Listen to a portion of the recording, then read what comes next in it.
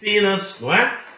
E aí o corpo tende a relaxar, o corpo tende a dormir.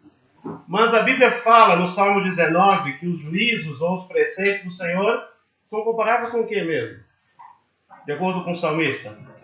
Mais desejáveis do que o ouro e mais doce que o mel e o licor dos favos. Então, veja o prazer que a palavra de Deus pode dar e o enriquecimento para nós, visto que a palavra de Deus foi nos dada não só para glorificar o nome de Deus, mas para que eu e você possamos, honrando o nome dele, encontrarmos uma alegria e uma felicidade. Eu sei que quando as cozinheiras servem o almoço ou o jantar, vocês ficam numa tremenda expectativa, querendo usufruir dos dotes culinários das nossas cozinheiras e do cozinheiro. Há um cozinheiro lá também. Amém. Mas por que não há esse mesmo interesse acerca da pregação? Visto que o salmista diz que é mais precioso que o ouro. Por isso pedi para os irmãos ficarem sentados distintos. Porque aquele grupo que mais dormir será o último a se alimentar fisicamente. E se porventura for um líder que dormir ou cochilar, a perda dos pontos será dobrado, visto que quanto mais é dado, mais é cobrado. Amém? Amém. E cada... Oi? Amanhã no almoço. No almoço que está mais fome. E quanto mais pessoas dormirem, mais tempo eu pregarei. Então eu quero almoçar ou jantar hoje, não durmo para que a gente possa jantar. Bom, amados, nós estamos estudando cujo tema é comprometidos com Cristo, ou comprometidos com a palavra, ou comprometidos com os estudos, ou comprometidos com o Evangelho, ou com missões. É o tema de hoje à noite. Quase bateu com o que os irmãos pensaram. Só que você não será comprometido se você primeiro não for transformado. Nós acabamos de cantar. O Evangelho transforma, e eu tenho o privilégio de participar de acampamentos desde 2014, e já vi muitas pessoas sendo transformadas. Por exemplo, o Josias. O Josias, quando dava aviso há alguns anos, ele só dizia assim: eu estou solteiro. E hoje ele dá dica de engenharia financeira e de leitura da Bíblia. Olha que maravilha isso. Não é? Ele virou... Era pirâmide de manhã, mas depois de conversa. Vê que o pastor Wes não estava aí. Então, eu notei, fiquei feliz de ver a evolução desse rapaz, né? E muitos outros aqui. Já vi gente que vive cabelo vermelho, hoje está cabelo normal. Então, quem lê que entenda, né? Mas para minha tristeza, é possível ver na forma como se vestem, da forma como se comportam, da forma como falam, que o comprometimento é apenas, e se você ouvir a oração da irmã Tati, por poucas semanas. Não há algo mais destruidor para a vida de alguém que ouve o Evangelho, de ter uma transformação temporária. O período mais terrível da história de Israel, houve muitos períodos terríveis, mas o período de Juízes, em que o povo vinha com um comprometimento, mas ele era temporário, e alguns teólogos chamam aquele período de ciclo de falhas, eu concordo com outros que chamam de espiral descendente. Cada vez que você se compromete, mas abandona esse comprometimento, mais afundado você estará em seus próprios pecados, e mais difícil, não porque é difícil para Deus, porque para Deus nada é impossível, mas a sua vida vai sendo cada vez mais escravizada pelo pecado. O poder do Evangelho não é visto na sua transformação, e então o comprometimento não existe. Eu espero em Deus que esse seja o último acampamento de uma decisão temporária. Que você saia daqui comprometido com o Evangelho. E eu quero dar algumas causas para esse comprometimento. Primeiro, você foi alvo da graça e do poder transformador. Ninguém que encontrou a Cristo, como disse bem o pastor hoje de manhã, permaneceu da mesma forma. E essa transformação invade o coração de um crente, que ele desejará anunciar as verdades para as pessoas que estão ao redor. Deixa eu fazer uma pergunta. Vocês amam alguém? Não falando de marido, mulher, nem esposa, nem namorado, nem filho. Vocês têm alguém que você ama e que nunca falou do Evangelho para ela? Ou para ele? Tem, fica em pé. Tem alguém que você ama e você nunca falou do Evangelho para eles?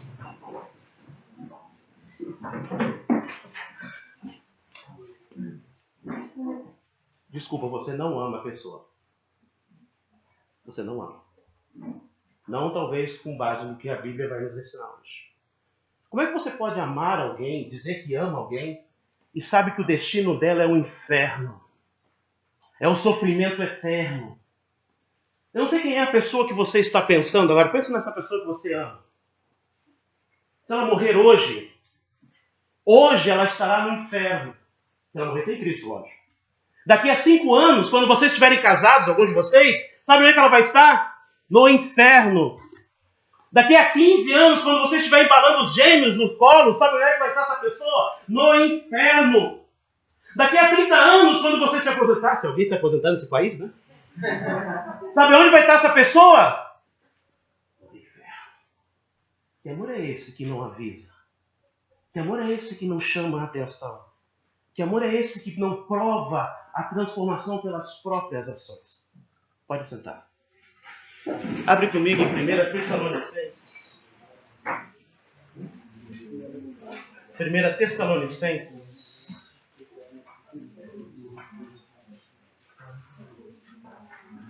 Capítulo 2.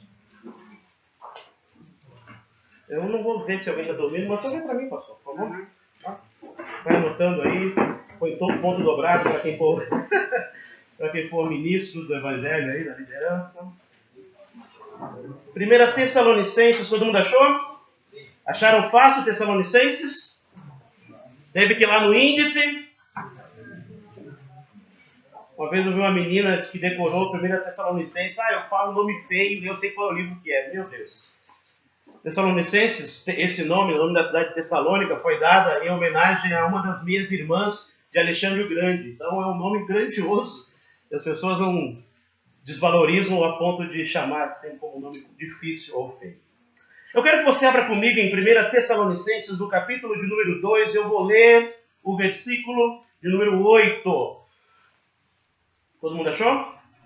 1 Tessalonicenses, capítulo 2, versículo de número 8. Veja o que Paulo diz.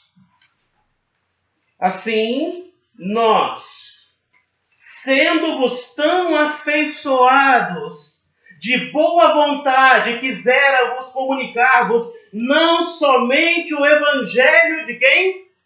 De Deus. Notem, o Evangelho não pertence a homem. O Evangelho não pertence a uma igreja. O Evangelho é de Deus, porque a salvação é de Deus. Então é um presente que nós apresentamos. É um presente que nós informamos. Por causa de quê?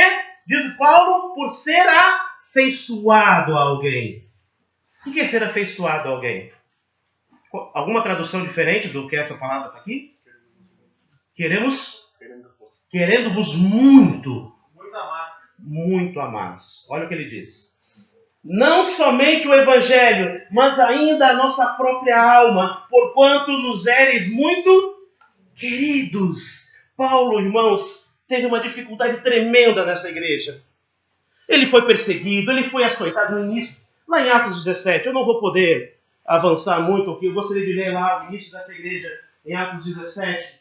Mas você vai ver a opressão dos inimigos. A cidade de Tessalônica era uma cidade interessante, porque era uma cidade grega, de origem grega, o nome já diz, né? Como falei, uma meia-irmã de Alexandre o Grande. Era sob domínio do governo romano, porque o império de então, mas tinha uma grande influência dos judeus. Porque a cidade ficava num golfo e então ela prosperou economicamente. Pessoas foram para lá para ganhar a vida, dentre elas um grupo de judeus. Então essa cidade tinha 3 grandes influências: o pensamento grego, o governo romano e a religiosidade dos judeus. Paulo, quando chega para fundar essa igreja, ele vai encontrar opressão especialmente dos judeus, porque eles não reconheciam Jesus como o caminho, e a perseguição foi severa. Ele apanhou, ele foi preso, ele recebeu açoites, e não só ali, em Filipos também, ele teve muitos problemas. E depois teve que fugir para Bereia. Mas ele amava tanto aqueles irmãos, ele se afeiçoou tanto àqueles irmãos, que nada disso impediu ele de falar das boas novas. O que te impede de falar as boas novas para a avó? Não ganhar mais um celular novo, de repente? Ou propor? Você tem algum amigo muito legal no colégio? Quem tem? Muito legal. No trabalho? É teu chegado, teu amigo. Quando eu era em Belém, nós chamávamos os amigos de chegado. Esse aqui é meu considerado, meu chegado. Eu tinha um amigo, que hoje é meu irmão, que nunca falou do Evangelho. Ele era cristão. Eu até ficava feliz, porque eu comparava a minha vida com a dele. Quando ele fazia coisa errada, eu dizia para cá, o crente lá faz assim. Eu sou menos pior do que ele. Nós temos sempre, né, uma medida de comparação com os homens, quando na verdade devemos nos comparar com Deus. O que está te impedindo de falar do Evangelho? Vergonha? O apóstolo Paulo, nosso Salvador, disse que aquele que se envergonhasse dele, diante dos homens, o que aconteceria? O que aconteceria? O próprio Cristo se envergonhou. Você tem vergonha de falar de alguém que te ama? Eu vi gente falando isso do Inter hoje. Do Grêmio. Times que caíram. Como é que pode? E alguns com a camisa do Flamengo. Nunca caíram. As pessoas não têm vergonha de falar da música que gosta, desde que você é sertanejo. Ou sertanejo, como viram o pastor Guarda. Os gols, tem de brócolis. Olha só. Por que você teria vergonha? Volta pra cá. Só você não dormir. Por que você tem vergonha de falar do Evangelho? Só tem duas causas. A primeira, você é alvo do Evangelho ainda. Você não foi salvo. Você ainda não encontrou a Cristo no caminho de Damasco, como Paulo encontrou, e Paulo entendeu que depois daquela revelação de Jesus Cristo, ele não teria outro interesse na vida, ele não teria outro objetivo. A frase de Paulo para Jesus em Damasco é: o que queres de mim, Senhor? O que quer que eu faça? Um homem que decidia a sua vida, um homem que era quase maníaco de tanta ferocidade, ele se rende a Cristo e diz: eu estou aqui. O texto de Isaías, quando Isaías diz: eis-me aqui, Senhor. Não há um maior objetivo na vida. Conversaram com alguns meninos sobre a faculdade, um quer fazer história, outro quer fazer ciência da computação, outro quer fazer economia, lembrei.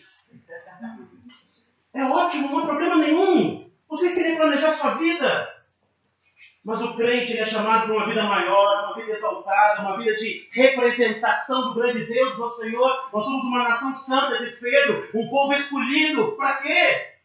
Para anunciar, para falar dele. Você ensina com o seu comportamento, você ensina com os seus objetivos, você anuncia com os seus lábios. Mas só se você ama tanto a Deus como o alvo do teu evangelho.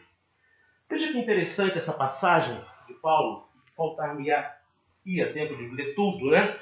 Mas eu quero começar ali no versículo 2, 2, deixa eu ler ali. Porque nós... Tem ouvido domingo? Amém. Ainda não. É que às vezes o sermão é um sermão espada. Já ouviram falar o sermão espada? Ele é longo e chato. Eu espero que não seja o caso, tá? Então não durma. Verso 1. Porque vós mesmos, irmãos, bem sabeis que a nossa entrada para convosco não foi vã, não foi inútil. Onde é que mesmo começou a igreja? Onde está narrado lá no início da igreja? Isso mesmo. Atos 17. Isso. Estão ligados. Mas não é ponto para isso. Só na eternidade. E Paulo diz, olha, todo aquele sofrimento, todo aquele anúncio, teve um homem chamado Jason. Jason, de repente, né? Dependendo da tanta interação. Então foi útil. As pessoas começaram a ouvir o evangelho. Começou uma igreja ali. E Paulo, porque amava aquela igreja, ele vai escrever aos irmãos para que eles tenham uma conduta, porque a volta de Cristo está perto. E você tem que ter uma conduta cristã, mesmo diante dos sofrimentos. Então essa carta é para fortalecer os irmãos a permanecerem firmes, mesmo com toda a opressão que havia naquela cidade. Você tem ficado firme na primeira dificuldade? No primeiro não? Na primeira decepção? Qual é o teu ânimo? O que te moveria a continuar, a desejar, a anunciar o evangelho? Veja o que Paulo diz, verso 2. Mas havendo primeiro padecido, ele foi maltratado, como disse aos irmãos, ele foi açoitado, sendo agravados em Filipe, como sabeis, tornando-nos ousados em nosso Deus para vos falar o Evangelho de Deus com grande combate. Irmão, você vai ter oposição no teu trabalho, na sua faculdade. Você vai ter oposição até dentro de casa. Mas saiba que o poder de Deus, o Evangelho de Deus, tem poder para transformar vidas. O nosso Salvador disse que o Evangelho é uma dinamite, um poder que destrói o pecado, que transforma o pecador. Então confia no Evangelho para que alguém possa ser transformado. Nós somos chamados apenas a ser aqueles como garçons, apresentando ou levando a verdade do Evangelho. Então talvez você não está anunciando para as pessoas que você disse que ama, porque tem medo, não vão se converter, pastor. Eles não vão crer. Mas o transformar a vida é obra do Espírito Santo. E Paulo diz, porque o Evangelho de Deus será pregado por mim, porque eu amo as pessoas a quem eu estou anunciando. Se você não amar almas perdidas, se você não se compadece de alguém entregue às drogas, sem esperança, se você não se compadece de alguém, hoje com jovens indo para a balada, para a festa, pessoas entregues aos vícios, se você não chora por essas pessoas, porque Deus não tem prazer na morte do ímpio, mas que ele se converta e viva, diz o profeta, se você não tiver a alma ou a mente de Deus em você, você não se comprometerá, não será comprometido com o anúncio do Evangelho. Se você não foi alvo da graça, a graça não te moverá. E talvez você, hoje de manhã, hoje à noite, precise ser agraciado com a salvação. O que Paulo vai dizer no verso 3, diz que a pregação não tem intenção de enganar ninguém. O objetivo dele era apenas de anunciar o Evangelho. Mas olha o verso 4. Mas, como fomos aprovados de Deus, para que o Evangelho nos fosse confiado. Como alguém pode ser aprovado? Quando você pregar o Evangelho, você tem que saber que o alvo da pregação é... Qual é o alvo da pregação? Vocês repetem todo o almoço uma frase. Qual é? Glória de Deus. A glória. Não, a frase é glória de Deus? Não. É mais, ou façais, fazei tudo. Você só será aprovado se você tiver primeiro esse alvo, a glória de Deus. Se você confiar na missão que foi dada a você, evangelizar é o dever de todo crente. Não pense em missão no Evangelho como algo longe de você, é perto de você, é com seus vizinhos, é com seus parentes, é com seus amigos, é pelas mídias sociais. Você tem que manifestar o Evangelho, porque o teu amor para as obras é tamanha que você não quer permitir que as pessoas continuem enganadas. Mas para que você seja aprovado, o seu coração primeiro tem que ser inteiro para Deus. Você pode dizer que hoje o seu coração é inteiro para Deus. O apóstolo Paulo não tinha o objetivo de bajular as pessoas quando pregavam, de ganhar dinheiro em cima das pessoas. Quando Paulo escreve lá em 1 Coríntios capítulo 9, ele diz, ai de mim se não pregar o Evangelho. Ele diz assim, eu não prego por dinheiro e eu queria morrer do que pregar visando ganhar dinheiro. Ele preferia morrer se alguma coisa manchasse o testemunho dele. Ele não queria que ninguém olhasse para ele e apontasse o dedo. Meu irmão, a sua vida é um exemplo de santidade, é um exemplo de transformação. As pessoas olham para você e são impactadas pela luz que vem de você, como disse o pastor hoje, ou o pastor de ontem, tem tanto pastor aqui, dizer aqui na boca. Ali há um servo de Deus, ali há alguém comprometido, você é alguém a ser seguido. Você é alguém para ser admirado no sentido de que maravilha a sua vida, com que poder tem Deus. Você está aprovado por Deus porque foi salvo, foi lavado e tem uma inclinação que é a glória do Senhor, meu irmão. Mas talvez se você não tiver a aprovação do mundo, sabe que o mundo te recebe de graça. O mundo quer você longe de Deus, porque o mundo não quer ser influenciado pela sua luz. Interessante que Jesus fala, né? Que a luz veio ao mundo e o povo amou mais as trevas. Enquanto você viver nas trevas, o mundo vai ser teu amigo. Enquanto você fizer coisa errada, baixar pirataria. Eu gostei muito, lembra que o Josias está melhorando, né? A lei é fundamental nesse processo, claro. Mas o que ele disse sobre o livro? É baratinho. Aí eu falei, não, eu vou baixar em PDF na internet que tem. Trevas. trevas, não há nada ilegal, você não pode ter nada ilegal.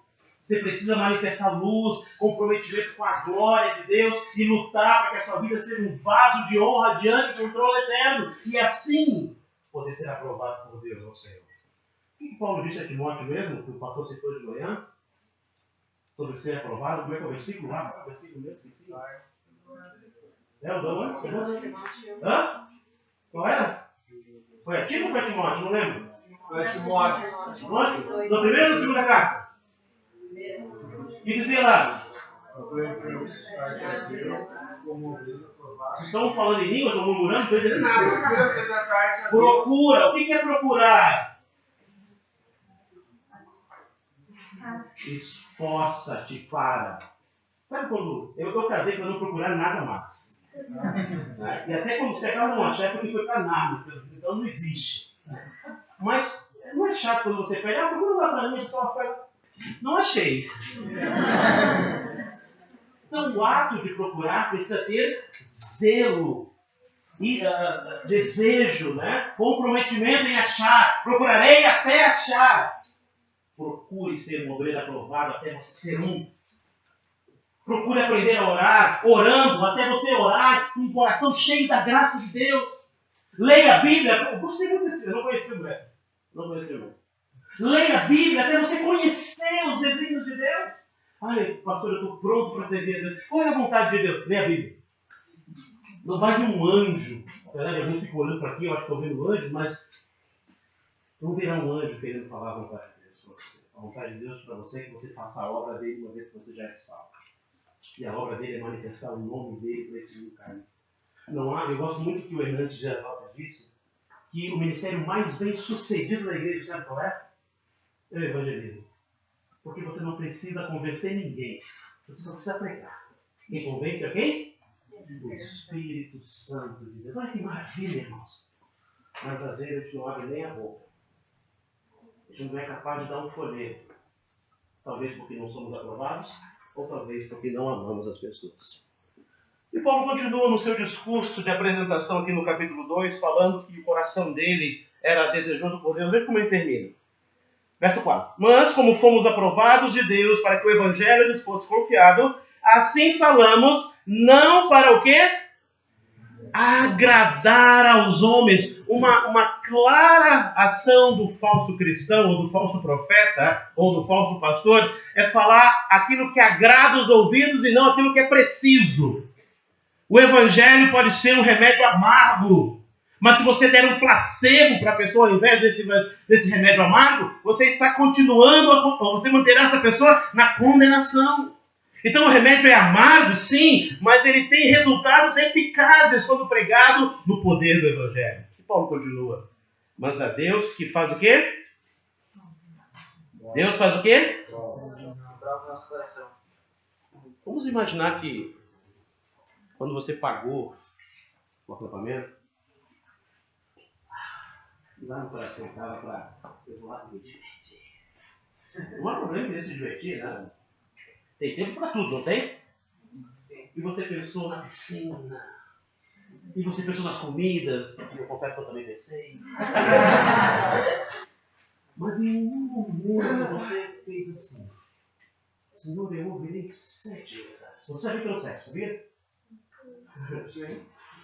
Estava na programa. Deus sabe exatamente qual é a intenção do teu coração. Rapaz, você já imaginou que a gente não consegue enganar a Deus? Nós tentamos enganar a nós mesmos. Eu gosto muito da visão de João na ilha de Patmos, quando ele vê Cristo, né? Não mais Cristo ferido, não mais aquele Cristo ensanguentado, não mais aquele Cristo nu na cruz, não mais aquele Cristo com uma coroa de espinho. Ele vê um Cristo glorioso, cujas vozes, a voz é o barulho de muitas águas, a veste é resplandecente, os pés ela tão reluzente e os olhos são chama de fogo. Essas chamas um dia olharão para o teu coração e ele vai ver cada intenção sua. Por que você esbarrou numa menina no acampamento?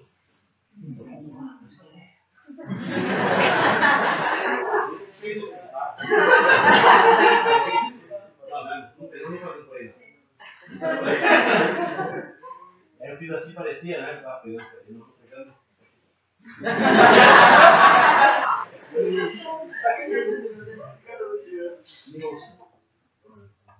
Deus sabe que as suas intenções realmente são verdadeiras. Se realmente você está preocupado com a glória de Deus. Se quando você recita 1 Coríntios 10, 41, é isso?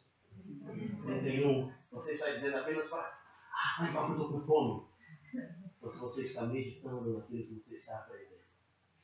O Evangelho é o assunto do crente, mas é o que menos se ouve. Se fala de futebol, se fala de política, se fala de história, eles que querem falar de história comigo, não eu que falar com eles. Mas se fala pouco do Evangelho, porque se vive pouco o Evangelho. Essa é a única causa. Qual tem sido as suas intenções? Então veja qual é a preocupação de Paulo. Não é agradar os homens. Não é falar aquilo que eles querem ouvir. Porque ele sabe que Deus sonda, que Deus vê, que Deus é um Deus presente. Nós não servimos um Deus longe de nós. Nós servimos um Deus conosco. O Espírito está em você e Ele pode te animar, Ele pode te energizar, Ele pode dar vontade. Mas você tem que orar e se consagrar, senão não haverá comprometimento. Acabamos de descobrir, eu já conheci a história, eu sei que vocês conhecem também a história de John Wesley, ou de Billy Graham. Que oração mais linda! Faça de novo. Oração simples. Mas é só querendo a glória de Deus. Não é para a exaltação do homem. Não é para ser o maior dos pregadores. Porque ser pastor não é ser uma pessoa superior na igreja. É apenas alguém que serve em um outro campo. Talvez será mais cobrado ainda. Mas se você não orar, Senhor, eis-me aqui. Senhor, eu quero falar. Senhor, abre a minha boca. Senhor, me ajuda a manifestar o teu nome. Vocês disseram que tem pessoas que vocês amam. E que estão indo para o inferno. Talvez seja você o meio pelo qual Deus usará para eles ouvirem de um Cristo que morreu, mas que ressuscitou e que está diante do Pai e que intercede por você e um dia voltará para buscar. As verdades do Evangelho são maravilhosas. Mas nós sabemos mais da internet, dos joguinhos de videogame, dos joguinhos do celular, do que das verdades eternas. Deus sabe disso. Deus sabe quem é o Deus do teu coração. E aí Paulo continua. Verso 5. Porque bem sabeis, nunca usamos de palavras de elogio. Ele vai falar que nunca fez para elogiar as pessoas, né? Mas olha o verso 6. Quem lê para mim? Me ajuda aí. Também jamais andamos buscando glória de homens, nem de vós, nem de outros. 7. Antes somos brandos entre vós, como a ama que cria seus filhos. Que linda essa imagem. Então, o que Paulo está dizendo é o seguinte, olha. Nós amamos vocês com um amor altruísta. O que é um amor altruísta, pastor? O que é um amor altruísta, irmãos? Você sabe? Vou usar outra palavra, um amor sacrificial. Ajuda? O que é um amor sacrificial? É aquele que abre mão de seus direitos, de sua comodidade, em prol de alguém. Essas pessoas que você ama, quantas vezes você orou por elas para que Deus as salvasse? Quantas horas você perdeu perdeu não, investiu, né? Dizendo, Senhor, tenha piedade, Senhor, põe a mão, tira o freio, põe o freio daquele pecado, Senhor, restaura o primeiro amor, talvez algumas pessoas eram crentes, são afastadas. Quanto tempo você abriu o seu tempo de lazer, abriu o nosso tempo de lazer para ir visitar essas pessoas? Mesmo com a opressão, como eu disse para vocês, Paulo sofreu perseguição, mas isso não diminuiu o seu fervor. Quanto mais dificuldade, uma vez alguém perguntou qual é o benefício de jogar videogame, eu gostei muito da resposta, que disse, quanto mais dificuldade significa que está no caminho certo. Então, na vida real também. Se você está encontrando dificuldades para manifestar a glória de Deus, está no caminho certo no sentido de que, Senhor, eu estou fazendo a tua vontade e há opressão para que a tua vontade não avance. Mas em Cristo somos mais do que o quê? Irmãos, não há nada. O inferno não pode prevalecer sobre a igreja de Deus. A igreja que prega e vive no poder do Espírito Santo. Nós somos vencedores. O Evangelho é a dinamite de Deus. Mas se você não tiver esse comprometimento, se você não tiver esse amor, se você não tiver esse amor altruísta, sacrificial, o amor de uma ama, de uma mãe para uma criança. Já viu uma mãe cuidando de uma criança? Vê que cada dia está mais terrível, né? As mães estão cada vez menos identificadas com seus filhos, mas é aquela ideia de uma mãe que acarinha. E Paulo, no versículo 11, é a ideia daquele pai que encaminha. Então, quando nós amamos alguém, nós temos essas duas atitudes. atitudes. É uma vida sacrificial, uma vida altruísta e uma ação que traz dádiva. Uma ação que abençoa. E Paulo venceu isso, irmãos, a resistência dos inimigos, porque ele tinha em mente a glória de Deus e a edificação daquele povo. Você tem tido isso, meu amado? Você tem esse coração inteiro para Deus? Você chora pelas almas perdidas? Eu e minha esposa assistimos um programa e eu gostei muito da sua... Foi horrível a pregação de manhã, né? A gente consegue mudar uma coisa. Horrível no sentido de que, né? Fala conosco. Aí o pastor Daniel disse assim, tem coisas que você não precisa ir muito longe, né? E aí ele usou o exemplo do desenho lá do Mito Satânico. Eu nunca vi, tá, pastor? Esse eu nunca vi. Mas eu gosto de um programa, eu não vou dizer o nome para você não pesquisar. Não vai pesquisar nenhum dos livros, dos autores que eu citei, mas vai pesquisar o que não faz. E aí, ele já estava me incomodando um pouquinho, a pregação hoje realmente me falou. Deus tem prazer na morte do ímpio? Não. Aí eu estava assistindo um programa que o cara tinha prazer. Dançava, pulava, ficava feliz porque morreu um ímpio. Isso não é compatível com o caráter de Deus. Então, mulher, vão apagar lá as coisas. Não vejo mais o que quer, ver sozinho, não vejo mais. Então, eu gostava, eu me divertia, mas aquele dia não estava manifestando a glória de Deus, não estava refletindo o caráter, então eu preciso abandonar. Sabe que para poder você falar mais do Evangelho, você não tem que abandonar algumas amizades aí? Você não tem que abandonar alguns hábitos? Você não tem que mudar, às vezes, de escola? Às vezes foi para se esconder, tudo bem. São decisões radicais. Porque o cristão ele é radical, irmãos. Não é pegar uma prancha de surf e nadar ali, não. Ele tem uma decisão séria acerca da sua vida com Deus e ele não abrirá mão disso, porque o seu Deus é o seu tesouro. Se você não tomar uma decisão radical de querer servir a Deus, você sairá daqui com uma mudança temporária de apenas 2 ou 3 semanas. Deixa eu perguntar para vocês, quantos de vocês aqui são alunos da escola dominical? Alunos da escola dominical da igreja de vocês? Quantos são? Eu estava com vergonha? Eu também. Olha, puxado. Quantos de vocês precisam ser acordados para ir para a escola dominical? Levanta a mão. Olha a vergonha aí, ó. Baixa, filho. Baixa, filho.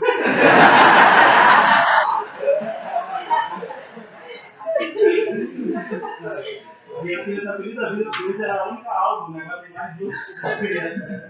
Eu não falei meu nome, eu sou o Di, pastor em Caxias, tem muito conhece, desculpa. Então, irmãos, cada comprometimento que precisa de alguém te impulsionar a fazer algo. A mola que impulsiona o crente é o amor a Deus e o amor às almas. Eu quero encerrar essa introdução. Deixa eu ver que horas são. Não, meia hora ainda. É até as 9h40. Não, tem 15 minutos aí. Já falei do motivo da carta, já falei porque ele escreveu, ele tinha um amor por aqueles irmãos. E algumas vezes nós precisamos ter o alvo na nossa frente. Nas Escrituras, quantos salmos tem nas Escrituras? Quantos? 150. Qual é o maior deles? 119. Então ficou fácil. A partir do Salmo 120 até o Salmo 134, tem os salmos de romaria ou de romagem, depende do escritor. O que eram esses salmos? Eram os salmos que Israel cantava quando eles estavam a caminho de Jerusalém para adorar. Os irmãos devem saber que o povo de Deus precisava ir adorar no templo, ou antes no tabernáculo, na intenção de que o povo uno adorando o Deus único da terra. Então, era Deus no meio do seu povo. Mas a caminhada até lá era cheia de perigo. Um dos salmos mais conhecidos de romagem é o Salmo 121. Quem lembra? Eu levo os meus olhos para os montes. O que ele diz? De onde me vem o socorro? Vem da onde? Vem dos montes? Não vem dos montes. Vem de quem? Do Senhor. Eleva os olhos para o monte e vem o socorro. Então, assim, você na caminhada, você vai lembrar que o seu socorro, que o seu auxílio, que a sua proteção é o Senhor nosso Deus. Amém? Amém. Paulo nunca esqueceu da sua transformação. Quando você lê o livro de Atos, leia o livro de Atos, toda vez que Paulo tinha que pregar, ele falava da sua conversão. Porque aquilo lá foi a mola, foi a causa dele, evangelizar. Deus chamou ele através de Ananias, né? E disse assim, fala para Paulo lá, Ananias, o quanto ele vai padecer pelo irmão. Viver a fé, irmãos, é um caminho estreito e apertado, de acordo com o nosso Salvador. Mas é o único que conduz a vida, é o único que trará verdadeira alegria e felicidade. Mas o que é o Evangelho? Ou você pode apresentar o Evangelho? Você está capacitado para isso? Abra comigo em 2 Reis. Uma história muito conhecida. Eu tenho só mais 10 minutos, eu acho. 2 Reis, capítulo 6, tá bom? Bom, né, pastor? O pessoal tá bem? Tá bom. Ninguém vai perder ponto. E se todo mundo dormir, só almoça os adultos. 2 Reis, capítulo 6, irmãos, narra a história do cerco de Ben-Hadad II a Samaria, reino do norte, reino de Israel. E Israel aqui está, o reino do norte está a caminho da derrocada. Ainda ocorrerá mais uma dinastia, ainda teremos ali mais alguns reis, mas eles estão perto do fim, pelo simples motivo de rejeitarem todos os alertas, todos os chamados ao arrependimento. Quando Elias subiu no Carmelo e lançou o desafio do Carmelo, né? Se o Senhor é Deus, seguiu, se Baal é Deus, seguiu. Na oração dele, ele diz assim, Senhor, tu está trazendo esse povo para ti. Então, o Evangelho primeiro é trazer pessoas para Deus. Não é levar pessoas para a igreja, é uma consequência natural congregar. Eu fui salvo na minha adolescência. Igreja não congrega. Não, eu estou desigrejado. Não sei o que o pastor falou. Peraí, se eu sou parte, a minha mão não vai sozinha para a igreja. A minha mão até que está pecar, pega comida e põe aqui. Mas ela faz parte do corpo, não posso tirá-la. Eu tiro algumas coisas aqui, mas não sai. Então, como é que o crente pode ser membro do corpo e não está junto com o corpo? Mas isso é tudo do pastor. Então, irmãos, Israel tinha o dever de se arrepender, de voltar para Deus. E aí lá, quando desceu o fogo, que queimou a lenha, que derreteu as pedras, que fogo, né? Que derreteu evaporou a água. Oh, o Senhor é Deus, o Senhor é Deus. Dança? Logo afundaram de novo em idolatria. E o fim veio, poucos anos depois. Cuidado com isso. Deus é longânimo, não é? Deus é paciente. Mas quanto tempo dura essa paciência? Eu não sei. Para teu bem eterno e na terra, se arrependa, confesse e abrace o Evangelho que Deus está te chamando de volta.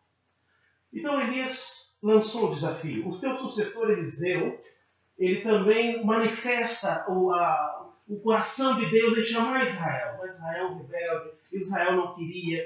E então, como castigo, Deus faz com que todo o exército dos sírios cerquem Israel. E você sabe que um cerco faz com que as comidas, a água, fiquem escassas. Quando você lê as guerras da Bíblia, você vê e cercou Israel. Às vezes leva 2 anos, 3 anos. Então é algo prolongado. Veja o estado que estava a cidade de Samaria. Capítulo 6, quem lê para mim, por favor, o versículo 25. E houve grande fome em Samaria, porque eis que a cercaram até que se vendeu uma cabeça de um jumento por 80 peças de prata, e 4 parte de um cabo de esterco de pombas por 5 peças de prata. Uma cabeça de jumento.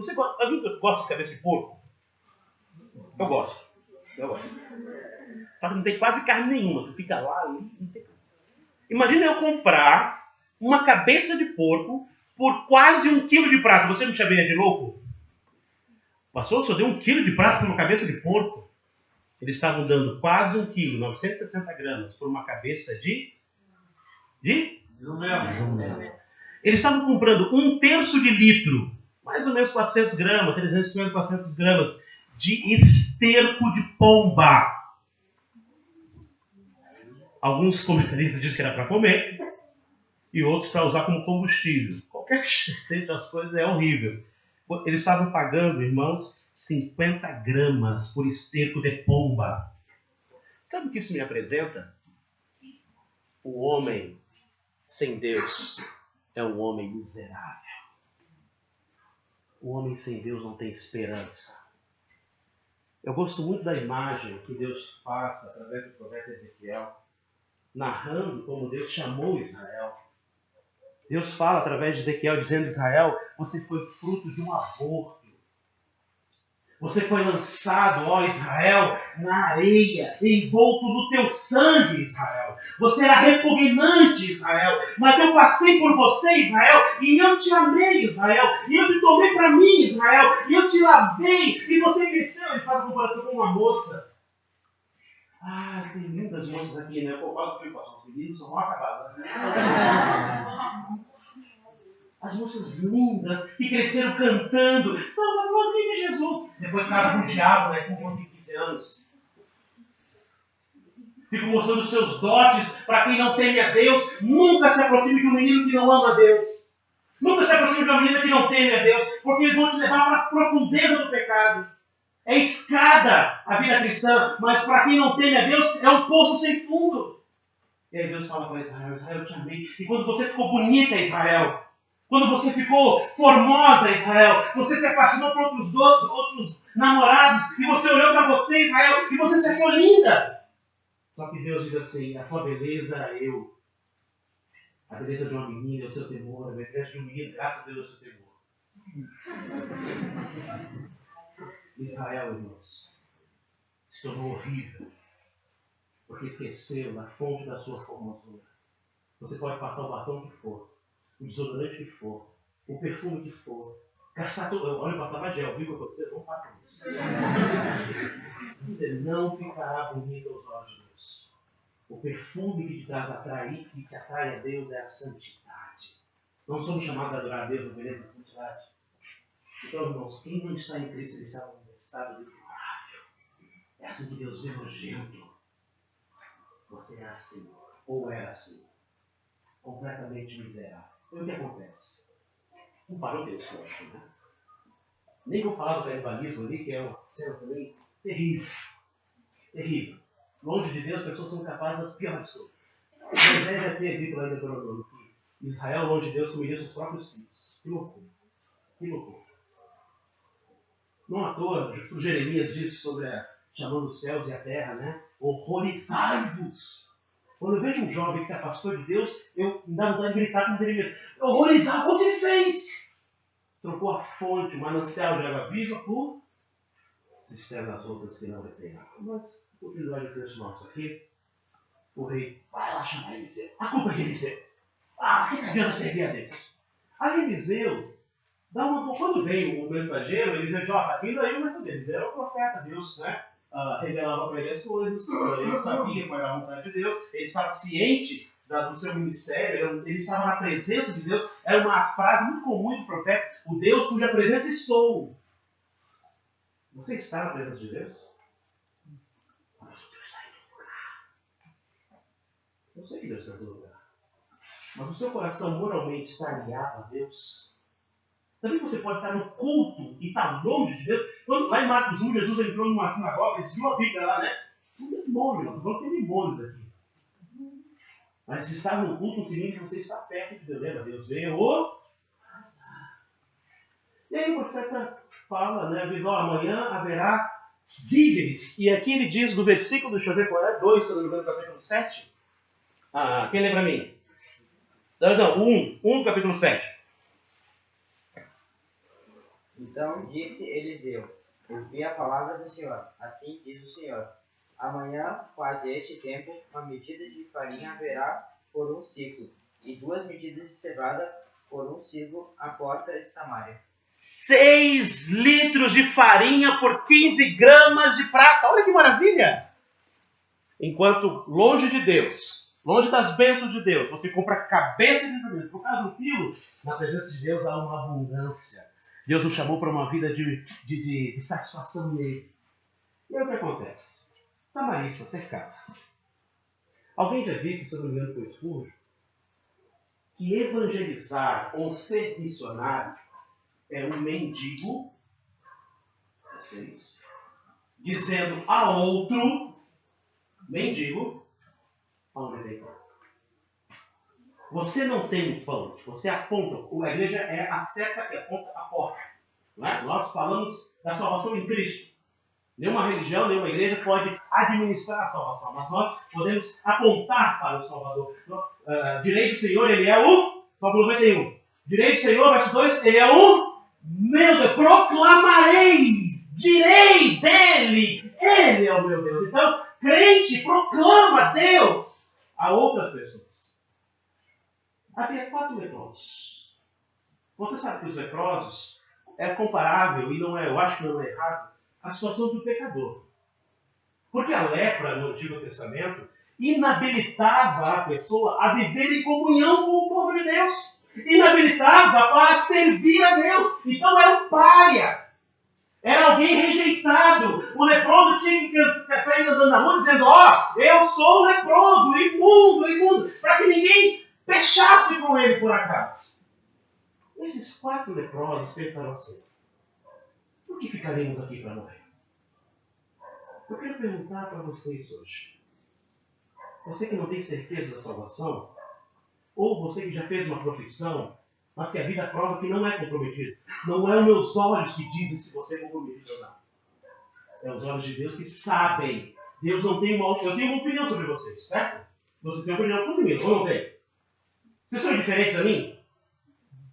Sim ou não? Não. Diferente significa ser bom ou ruim. Vocês têm uma opinião sobre mim. Se é certo ou errado, eu não sei. Espero que seja. Eu sou campeão da Libertadores do passado. Deus tem uma opinião. Claro que tem. Todos nós temos uma opinião sobre uns aos outros. Sabe, nós temos um diagnóstico uns dos outros? Quem é que tem esse diagnóstico? Deus. Então Deus sabe o que está em seu coração. Deus sabe qual é o teu estado hoje. Você pode vender uma coisa para o mundo e, na verdade, ter um outro Deus em seu coração. Você pode cantar. Você acabou de cantar. Qual é o último hino mesmo? O refrão do último hino. Me ajuda aí. Tá? Refrão, qual é o refrão? Vou falar que Jesus morreu na cruz para te salvar. Alguém falou assim, eu vi. Não sei. Ele morreu para te salvar? Morreu? Amém? Amém? Qual é a evidência disso? Como é que o Cornélio fez? O que o Cornélio fez quando ele foi salvo? Não estudaram Cornélio ontem? Foi ontem? O que ele fez? Esse homem era justo. Esse verdadeiramente era o Filho de Deus. Ele era justo. O que foi os leprosos? O que o leproso fez? O adorou. Tudo isso publicamente. Tudo isso, irmãos, é visível. É visível a tua fé? É visível o seu comprometimento? Ou há ainda... Eu gosto muito quando alguém diz que não existe agente secreto no exército de Jesus Cristo. Não tem espião. Todo mundo tem que se identificar. Mas pastor, vamos nos matar. Vai identificar. Aqueles 4 leprosos, irmãos, cujas pessoas não davam nada, desprezavam, pensavam assim. Olha o versículo de número 3, eu acho. 3. E 4 homens leprosos estavam à entrada da porta, os quais disseram uns aos outros, por que estaremos nós aqui para morrermos? Por que você quer morrer? Por quem você morrerá? Eles estavam à porta, eles não podiam entrar, porque a cidade estava fechada. Eles não podiam ir para o arraial dos inimigos, porque eram inimigos. Mas veja o que eles dizem. Se nós ficarmos aqui, sentados, nós o quê? Morreremos. Senta aqui, pastor. Obrigado. Um dia o pastor teve que se levantar. Um dia ele teve que reconhecer que a posição dele era de morte. Um dia ele teve que tomar uma atitude. Eu sei que é movida pelo Espírito, é Deus chamando, tudo isso eu sei. Mas eu sei que também há uma resposta pessoal ao Evangelho. Por que você vai ficar sentado aí ainda? Por que você vai voltar para o mundo, para as mesmas amizades, para os mesmos divertimentos, para as mesmas imoralidades, se você pode ter uma vida diferente? Se você pode ir até um lugar onde há dádivas, onde há bênçãos, onde há esperança, onde há vida eterna, por que você vai ficar sentado aí? Aqueles 4 leprosos, cujo ninguém queria ajudar, que ninguém amava. Talvez você se sente rejeitado. A nossa sociedade rejeita os diferentes. Eu sei disso. Talvez você sofra bullying. Talvez os seus pais não te amem. Talvez os seus filhos não te deram presente de Natal. Talvez você tenha um monte de sofrimento no coração. Mas há um lugar onde você é amado. Há um lugar onde os braços estão abertos. E esse é o trono dos céus. Que você não sai literalmente com seus pés, mas vai até lá com seus corações. Por que você vai ficar aí ainda? Por que você não aceita o chamado do Evangelho? Quem tem ouvidos, ouça! Mas também tem um grande alerta. Pode ficar em pé de olhar de novo, pastor. Obrigado. Ele gostou de ficar sentado.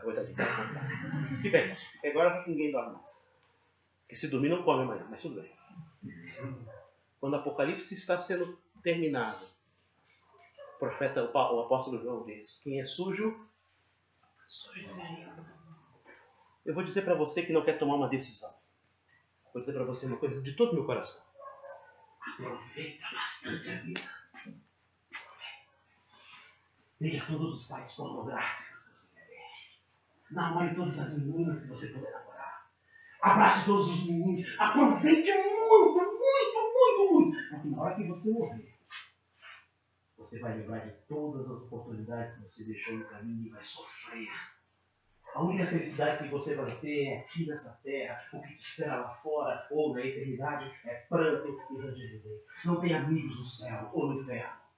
Ai, meus amigos, pastor, eu quero ser igual meus amigos. Aí os meninos vão se afeminando por causa dos amigos. Que horrível!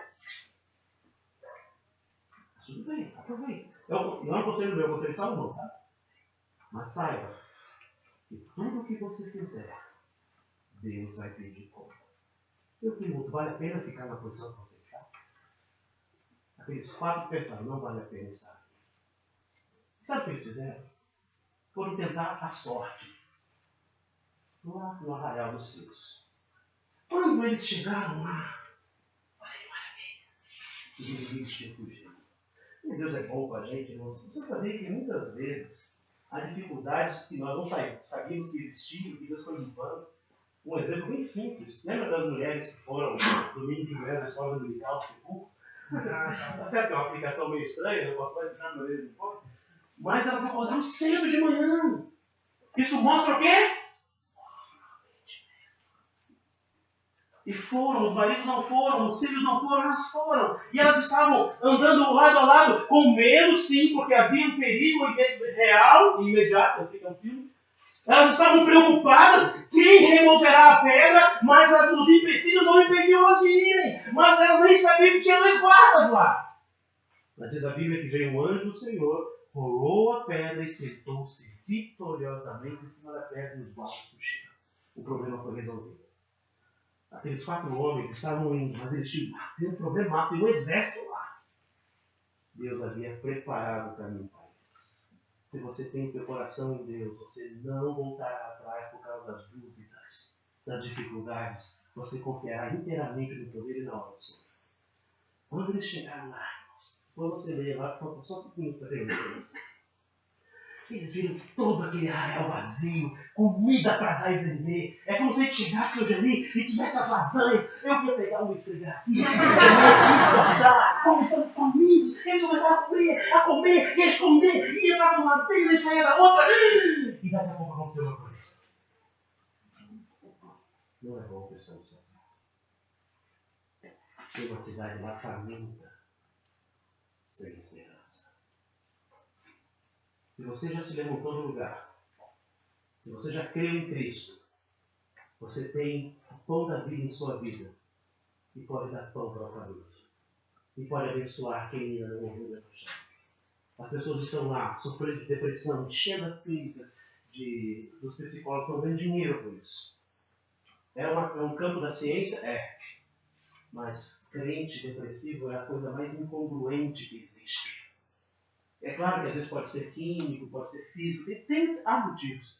Mas você não tem motivos espiritualmente para viver derrotado. Se o teu Deus a quem você serve é um Deus vencedor. Você tem essa palavra, você tem essa vitória, você tem essa esperança, você tem isso ardendo no seu coração. Não deixe para amanhã. Eles disseram, a gente não pode esperar a alva.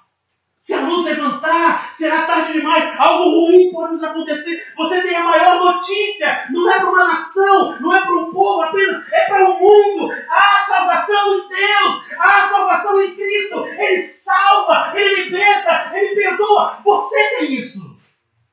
Você está falando isso para alguém? Ou você está sendo egoísta a ponto de saber? Eu quero ir para o céu. Não importa. Cadê o teu amor? O amor da mãe? O amor do Pai pelas pessoas? Para falar, para alimentar com a palavra, o verdadeiro pão que veio do céu, os famintos que estão no dia de hoje. Você será comprometido com o Evangelho com missões? Sim. Então somente sim. Primeiro, você já saiu do seu lugar de morte. Eu gosto muito do relato de Mateus, cujo escritor diz: o povo que estava sentado na zona da morte viu uma maravilhosa luz. Você já viu essa luz? Você já viu essa luz? A luz que provém da palavra de Deus. A luz que iluminou os cantos escuros da tua mente, te revelou Cristo como Salvador. Você foi envolvido por essa luz em seu coração e creu que, aceitando que era um pecador perdido, reconheceu Jesus, a fonte da sua alegria e esperança. E agora você, como a lua. Você já viu a lua alguma vez? Alguém já viu a lua? Os namorados viram a lua? Os namorados? Foi a lua, né? Tá triste, né? Ela tá lá do outro lado, né? Cadê ela?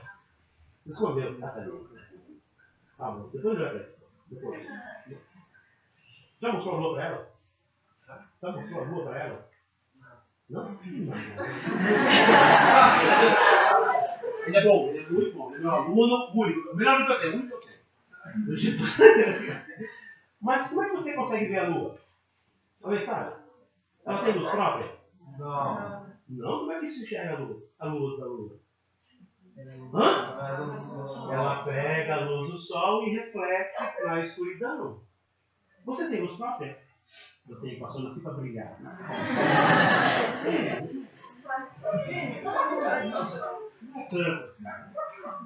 Mas você nasceu de novo para brilhar a luz do Evangelho. Amém?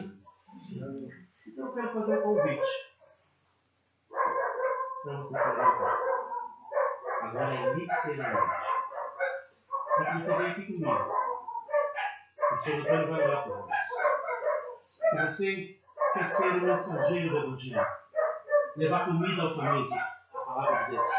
Se você já foi alvo e o amor está fervendo em seu coração, e você quer sair daqui comprometido, talvez você diga, pastor, eu não sei como vai ser, mas a questão agora é, eis-me aqui.